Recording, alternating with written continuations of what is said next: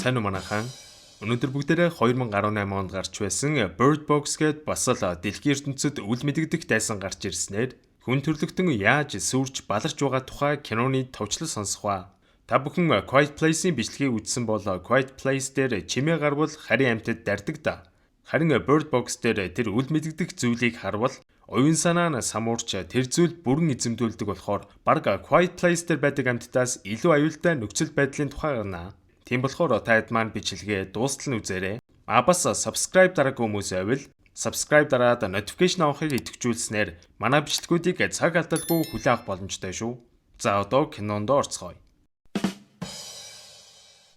Киноны маань гол дүр болох Сандра Боллок буюу Mallory за 4 юм уу 5 настай болов гэмээр хүү охин хоёроо дагуулan нэг тийшээ явахаар бэлдэж байгаа харагдах ба.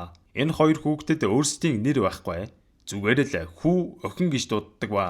Одоо голоор явах болохоор миний хэлснээс зөрж болохгүй шүү. Гэж хэлэхэд хүү охин хоёр түүний хэлснийг их л анхааралтай сонсож зогсох бөгөөд мань гурав гол гатлан яваад ойд үнд байрлах амьд үлдгэсний бааз дээр очих зорилготой байгаа юм байна. Гэхдээ энд очиход нэг л асуудал байгаа. Нүдэндээ заавал хаалт зүүж юуж харахгүй явсаар мэдрэмжээрээ завиа хөдөлгөн сэлүүрдэж явсаар очих ёстой. Хэрвээ энэ гурав нүдний хаалтаа аваад нүдээ нээжгэл юм бол маш том асуудалд орно.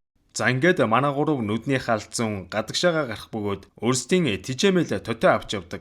Өөрсдийгөө яа гэж юун төтвэ гэж бодож иж магадгүй.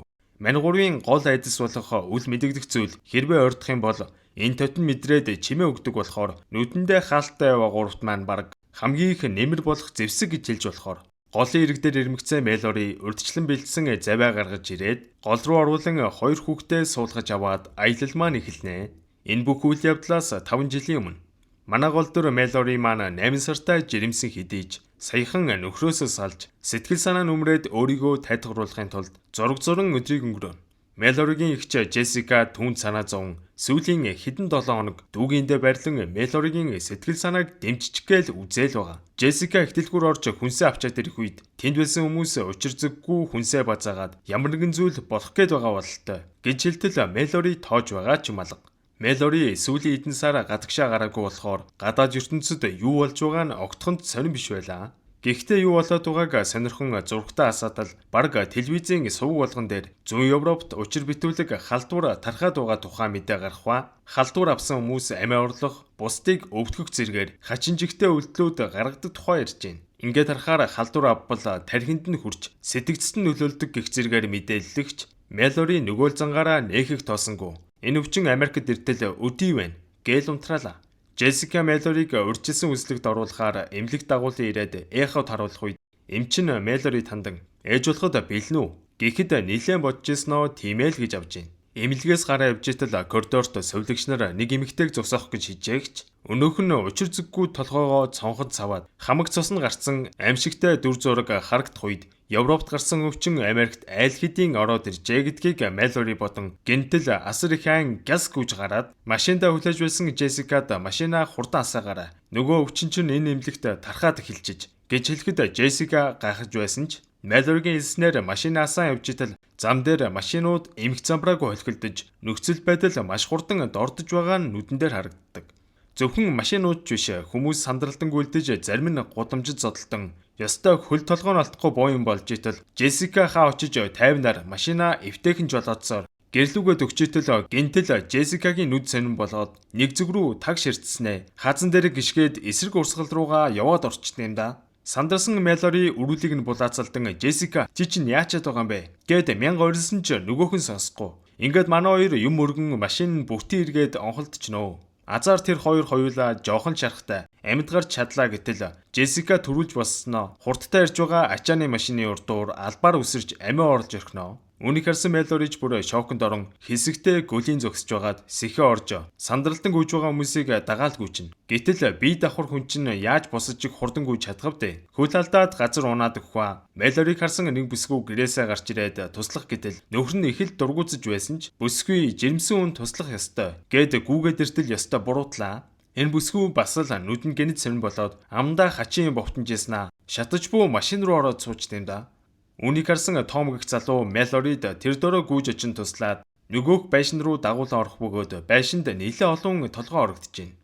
Байшингийн зочны өрөөнд цуглан гадаа улаад байгаа үйл явдал яг юу гэдгийг ойлгох гээд зурагт үзэцгээсэн ч яг олигтой мэдээлэл авч чадсангүй. Худалдагч залуу энэ бол дэлхийн төгсгөл, амар халдвар юм шиг байна. Гэх бол бусд нь энэ бол бурхны шийтгэл. Гих зэргээр шашин яриад иглэх хүмүүс ч зөндөө байна. Гэхдээ аль нь ч бай тэдний ганц мэдж байгаа зүйл гэвэл энэ зүйлийг чи ил харж чадахгүй, бас хүрч чадахгүй. Хэрвээ чи тэр зүйлийг харах юм бол халдвар авч яг л саяны хүмүүс шиг болж амиа орлох үйлдэл хийн. Их чиг алдаад гүн шоконд орсон Мэлорийг том аргадан тайвшруулах ба уул нь цагийн өмнө л эмнэлэгт үзүүлээд эгчтэйгээ хамт явж байснаа бодон асгаран уйлнаа. За ингээд энд байгаа хүмүүс нөгөө аимшиг зүйлийг харахгүй тулд бүх цонх хаалгаа битүүмжилж юмар бүтээгийг бүтээж өөрсдийнхөө чадхаар л хамгаалт босгодог. Дүрсэлэгдэн буцаад Мэлори хоёр хүүхдийн хамт завтай явж буй хэсэг харагдах бөгөөд энэхэд завтайгаа 6 цаг явжээ. Гэсэн чи зорьсон газраа очих хаа байсан юм. Манайд толгой дээгүүрээ бүтээлэг тавьсан болохоор нүдний хаалтуудаа аван амсгийж байна. Мэлори үе станцаар эргэн тойронд нь амьд хүн байгааг шалгахч хүн биш нөгөө нэг аимшигтай зүйл чинь Мэлоригийн нэрийг шивнэн дуурайд байвал яах вэ? Дотор ардсах юмэр. Дүрсэлэгдэн 5 жилийн өмнөх рүүгээ буцнаа. Манай байшин дотор байгаа хүмүүс маань тэндээ овоо хэд хоног аюулгүй байсан болохоор арай тавьширч бие биентэйгээ илүү ойр дотн болцгоосон бололтой. Гэтэл эдний байшингийн хаалгыг нэг бүсгүй чангаар нүдэн өөрийг нь оруулахыг гой ойрлоход байшингийн заахгүй наад чин хүн биш байна. Биднийг залдиж орж ирэх гээд байна. Оруулаад яах юм гэж дургуутсаж байсан ч дийлийнх нь за тийм юм гэж юу байсан. Гэд бүсгүйг оруулахыг чагсаар байгаад аргагүй өрхөнд оруулнаа. Энэ бүсгүйг Олимпиа гэх бөгөөд бас л Мэлори шиг өнөө маргаашгүй төрөх төгсөн залуухан бүсгүй байв. Энэхэд дундаа арай техник сэтгэлгээтэй инженер залуугаас нэг санаа гарч ер нь гадаа байгаа бүх зүйлсийг камераар кинод үзүүл яах бол яг нүдээр хараагүй юм чинь яахчгүй бах гэж хэлэгч бусд нь манай инженер залуугийн санааг нэг их дэмжихгүй байсан ч өөрөө зүтгэсээр байгаад байшингийн камеруудыг хараад үлддэг. Эхэндээ гайгүй байсан ч удалгүй гентэл камерыг цоо ширтэж эхлэхгүй. Нүд нь хувирж эхэлж байгаагаас харахад энэ аимшиг зүйлийг зөвхөн өөрийн нүдээр биш камераар харахад л шууд халдвар авдаг бололтой. Хоёр давхарт төстас их чимээнээр бусд нь дээшээ гараад хартал инженер залуу аль хэдийн өөрийгөө хорооцсон хаасаагүй цусаар будагдсан байдаг. Хүмүүс бүгд л нүдэн анин болгоомжтойгоор компьютерийн дэлгэцүүдийг тэр дор нь өвдөж өрхнөө. Дахин дүрсэлэх тухай манай гурав гол даган урсаар 14 цаг өнгөрчээ. Гэтэл удалгүй нэг залуу зүгээрээ та болтоо тайлчих зүгээр гэд эхлэхээр нь Мэлори хоёр хүүхдээ доошоо нуухтахыг сануулад шууд л гар бууга гарган халдвар авсан ярийг айлгахыг хичээдэг. Нөгөө олооч нь улмал ойртон сонсогдохва надад хоол хүн сангалттай байгаа гэд манай эдэг одоо ходоод орн хуурах гээд байгаа мó хаашийн. Тэгснэ би тэр зүйлийг харсан маш нөхөрсөг тааламжтай юм байлээ. Гэжсэн улам ойртон мань хэдийн заврууд арин Мэлорийг бариад авах үеэр Мэлори хэдий сандарсан байсан ч гутландаа нуусан хутгаар мань залууг зоон хутгалсны хүчинд ашгүй нэг холдож чадлаа. Дүрсэлэгдэн байшингийн эд маань асуудалгүй тав тухтай амьдарч байсан ч нэг асуудал байгаа нь хүнсний нөөц байлаа. Ингээд худалдагч залуугийн ажилдаг байсан супермаркет руу очиж хүнсээ базаахаар шийдэх ба гаражинд байгаа машины бүх цонхыг хар будгаар бодон зөвхөн машины GPS-ийг харан жолоодож явахаар болдог. За ингээд гэрээ эзэн Том Мэлори худалдагч залуу гээд 4-5 машин цун эвтэйхий явж итэл ялтчгүй зам дээр байх цогцснуудыг дайран гарч эхлэхгүйгээр хүнл болсон юм хойно дотор нь арцхийгээл явчихна. Гэтэл машины мэдрэгч хөдөлж буй зүйл мэдрэх нь нөгөө аимшиг зүйл хажууханд байгаа гэлтгэн. За ингээд өчнөө юм туулж явсаар дэлгүүр дээрээ ирэхэд хүнс хэрэгцээ зүйлсүүдээс бараг л хүний гар хүрээгүй шахуу лангуун дээрээ өрөөстэй байсан болохоор бүгдийн шахуу хамах бөгөөд энэ үед амтны хоолны хэсэгт тэжээвэр тоднууд байхыг хараад Мэлори өөртөө авахар шийднэ.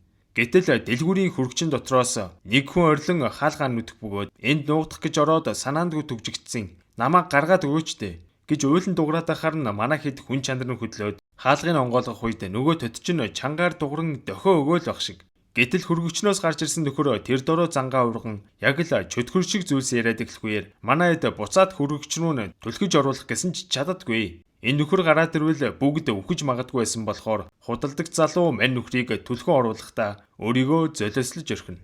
Манай хэд байшиндаа буцан ирээд байж итэл гаражинд чимээ гарахаар нь яваад очтол энэ хэдийн дунд байсан хоёр залуухас машиныг нь аваад амиа удаад яваад өгсөн байд юм да. Дүрсэлэгдэн манай гурав завин дээр 24 цагийг өнгөрөөсөн бөгөөд голдгацсан ачааны машиныг санаанд өмөрөх үеэр хүү завнаас унахва завин дээр атсан хамаг хүнс дулаан утсааж муу алтчлаа. Хэдийн нүдэндээ бололтой ч гисэн хүүгээ тэр дор нь уснаас гарган аваад хүнс дулаан утас олж авахаар ойрхон байх голын ирэг дээр очдог. Хоёр хүүхдийг бүтээлгээр бүтээгээд өөрийг нь эргэж иртэл хаашаач холдож болохгүй шүү гэж захиад Мэлори ганцаараа явна. Завнаасаа нарийнхаа утсаар өөртөө бэхэлсэн болохоор төрнө гэсэн асуудал байхгүй.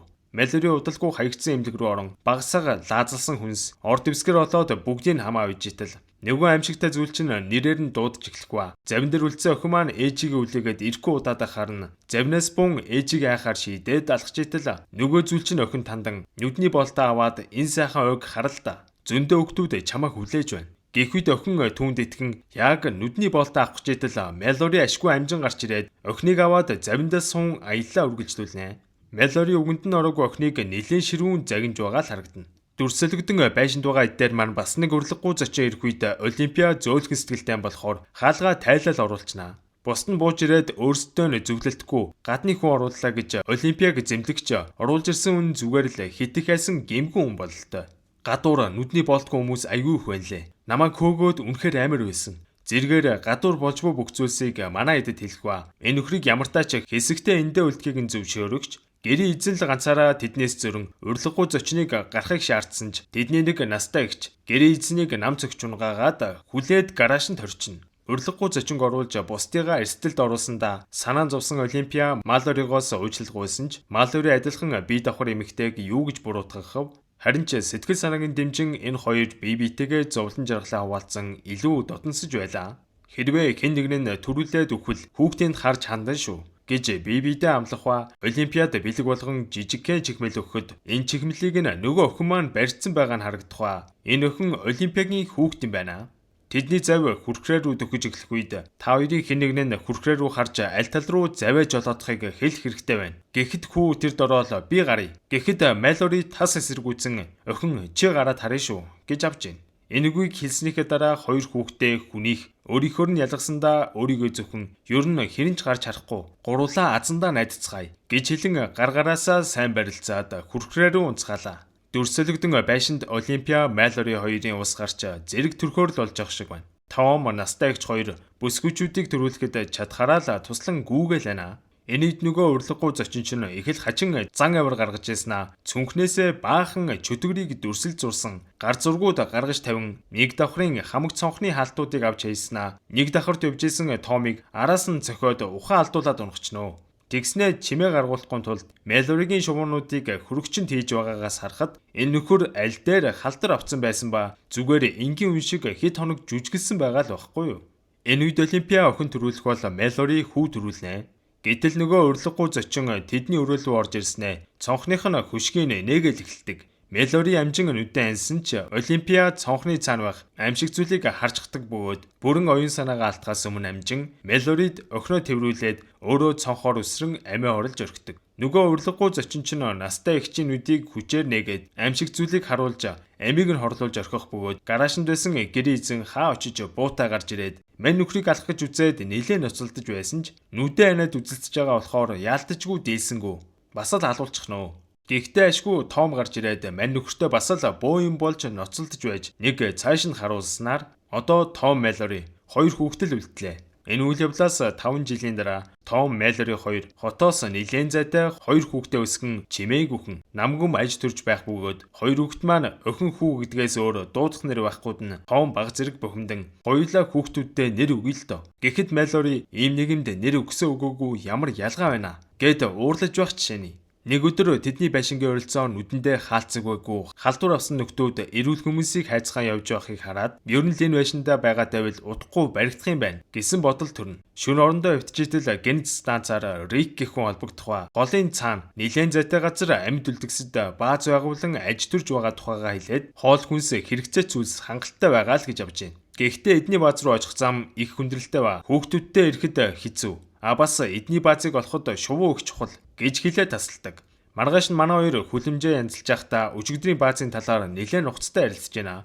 Томийн хувьд хүүхдүүдээ аваад олон хүнтэй нөөц сайтай тэр бааз руу очихыг хүсэж байгаа бол Мэлори харин эсрэгээр тэнд ямар ч юмнууд байх юм билээ. Эрсдэлтэй гэд тас эсэргүүцээстэй. Манай хоёр хүн сайн тэр авд байх байшингуудыг нэгжээ явж итэл эртэд эргэлдээд зэлсэн халдвар авгасад манай хоёрыг бүслээд авнаа. Явах замгүй болсон болохоор Мэлориг гэрлүүгөө очиж хүүхдүүдээ аваад завинд сун нөгөө бааз руу явахыг хүсээд Том өөрөө энэ хідтэй алалцаж үлдэхээр шийддэг.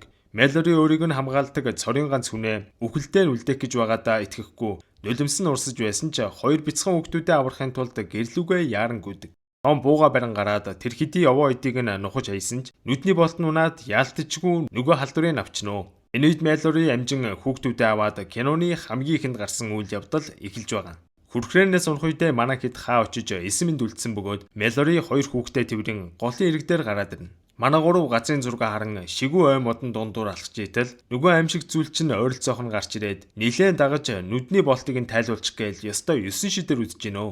Mallory ч үүнийг нь тоосонгүй. Хурдтай алхаж эхлэхгүй удалгүй шувуу жиргэх чимээ гарах үед шувуудын чимээг даган явсаар нилээн том барилгын хаалга дээр ирдэг. Удалгүй хаалга онгоон манай гурвыг оруулаад нүдийн шалгаж агаад халдваргүй гэдгийг баталгаажуулсныхаа дараа дутагшоо нэвтрүүлнэ. Энэ үед манай гурвыг Рик хүлээн авч эргэн тойрноо танилцуулах өгөөд энэ газар өмнө нь хараагүйчүүдийн сургууль байсан учраас энд байгаа хүмүүс ерөөсөө халдвар аваагүй юм байна л да. Тэнд байх асрагч бүсгүй Malloryтэй танилцсан хүүхдүүдийнх нь нэрийг асуух үед Mallory нэлээд бодсноо охиноо Олимпиа хүүгээ Том гэж хэлэн танилцуулах бөгөөд хүүхдүүдтэй нэр өгснөөс харахад Mallory одоо л амьдрах утга учиртай болж байгаа нь мэдэгдэнэ. Ингээд хайрцагт хийсэн шувуунуудаа чөлөөлөн тэнд байх бусад шувуун сүрэгтэй нийлүүлж байгаагаар кино маань төгснөө.